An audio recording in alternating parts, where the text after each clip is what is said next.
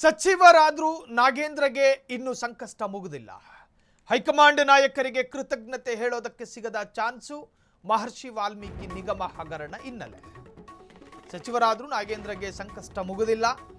High command ನಾಯಕರಿಗೆ ಕೃತಜ್ಞತೆ ಹೇಳೋದಕ್ಕೆ ಸಿಗದ ಚಾನ್ಸ್. ಮಹರ್ಷಿ ವಾಲ್ಮೀಕಿ ನಿಗಮ ಹಗರಣ ಹಿನ್ನೆಲೆ ದೆಹಲಿಗೆ ಕೋರಿ ಸಲ್ಲಿಸಿದ್ದ ಅರ್ಜಿ ಕೋರ್ಟ್ನಿಂದ ವಜಾ ಆಗಿದೆ. ರಾಜ್ಯ ಬಿಟ್ಟು ಹೊರಗೆ ತೆರಳದಂತೆ ಸೂಚಿಸಿರೋ ಕೋರ್ಟ್ ಪ್ರಕರಣದಲ್ಲಿ ಜಾಮೀನು ಸಿಕ್ಕರೂ ರಾಜ್ಯದಿಂದ ಹೊರಹೋಗದಂತೆ ನಿರ್ಬಂಧ. 15 ದಿನಗಳ ಕಾಲ ಷರತ್ತುಬದ್ಧ ಜಾಮೀನಿಗೆ ಮನವಿ ಮಾಡಿದ್ದ ಬಿ ನಾಗೇಂದ್ರ ಜಾಮೀನು ಷರತ್ತು ಸಡಿಲಿಕೆಗೆ ನಿರಾಕರಣೆ ಮಾಡಿರುವ ಕೋರ್ಟ್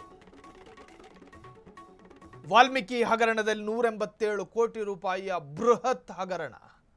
ಬ್ಯಾಂಕ್ ನೌಕರ ಒಬ್ಬ ಆತ್ಮಹತ್ಯೆಯನ್ನು ಮಾಡಿಕೊಂಡಿದ್ದ ಆ ಪ್ರಕರಣದಲ್ಲಿ ಬೇರೆ ಬೇರೆ ಪೊಲಿಟಿಕಲ್ ಹೈಡ್ರಾಮಕ್ಕೂ ಕೂಡ ಸಾಕ್ಷಿಯಾದ ಪ್ರಕರಣ. ಅದೇನೇ ಇರಲಿ, ಈಗ ಅವರು DK ಶಿವಕುಮಾರ್ ಅವರ ಕ್ಯಾಬಿನೆಟ್ನಲ್ಲಿ ಮಂತ್ರಿ. ಈ ಹಿಂದೆ ಕ್ರೀಡಾ ಇಲಾಖೆನೋ ಜೊತೆಗೊಂದಷ್ಟು ಇಲಾಖೆ ಮೆನ್ಷನ್ ಆಗಿತ್ತು, ಅವರಿಗೆ ಅದನ್ನ ಕೊಡಲಾಗಿತ್ತು. ಅದಾದ ನಂತರ ಅವರ ಮೇಲೆ ಆರೋಪ ಬಂತು. ಸೊ ಅವರ ಮಂತ್ರಿ ಸ್ಥಾನವೂ ಕೂಡ ವಜಾ ಆಗಿತ್ತು. ಸೊ ಈಗ ಮತ್ತೆ DK ಶಿವಕುಮಾರ್ ಅವರ ಕ್ಯಾಬಿನೆಟ್ನಲ್ಲಿ ಒಂದು ಅವಕಾಶ ಸಿಕ್ಕಿದೆ. ಆದರೆ ಹೊರ ರಾಜ್ಯಕ್ಕೆ ಹೋಗೋದಕ್ಕೆ ಕೋರ್ಟ್ ಇನ್ನೂ ಕೂಡ ಅವಕಾಶ ಕೊಟ್ಟಿಲ್ಲ. ಸೊ ಇದು ಕೂಡ ನಾಗೇಂದ್ರ ಅವರಿಗೆ ಒಂದು ತರಹದ ಹಿಂದೇಟು ಅಥವಾ ಅವರಿಗೆ ಹಿನ್ನಡೆ.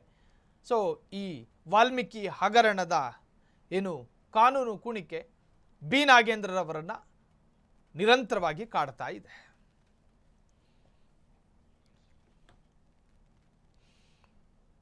ಇನ್ನು ವಿಧಾನ ಪರಿಷತ್ನ ಸಭಾಪತಿಗಳಾಗಿದ್ದ ಬಸವರಾಜ ಹೊರಟ್ಟಿಗೆ ರಾಜೀನಾಮೆಗೆ ಸೂಚನೆಯನ್ನು ಕೊಡಲಾಗಿದೆ.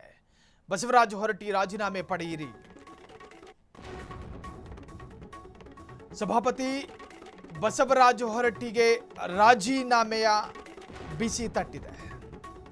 ಖುದ್ದು ಹೈಕಮಾಂಡ್ನಿಂದ ಸಿಎಂ DK ಶಿವಕುಮಾರ್ಗೆ ಸೂಚನೆ. ಹೊರಟ್ಟಿಗೆ ರಾಜೀನಾಮೆ ಸಲ್ಲಿಸುವಂತೆ ಸೂಚಿಸಿದ್ದ ಸಿಎಂ. ಇದೀಗ 2ನೇ ಬಾರಿಗೆ ಸಿಎಂ ಕಚೇರಿಯಿಂದ ಸೂಚನೆ.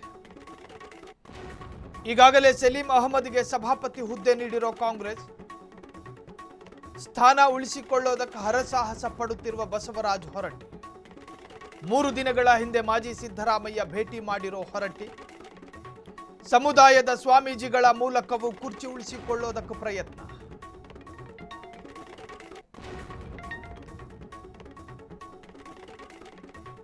ಸಿಎಂ ಕಚೇರಿಯಿಂದ ಬಸವರಾಜ ಹೊರಟ್ಟಿ ರಾಜೀನಾಮೆ ನೀಡೋ ಸಾಧ್ಯತೆ.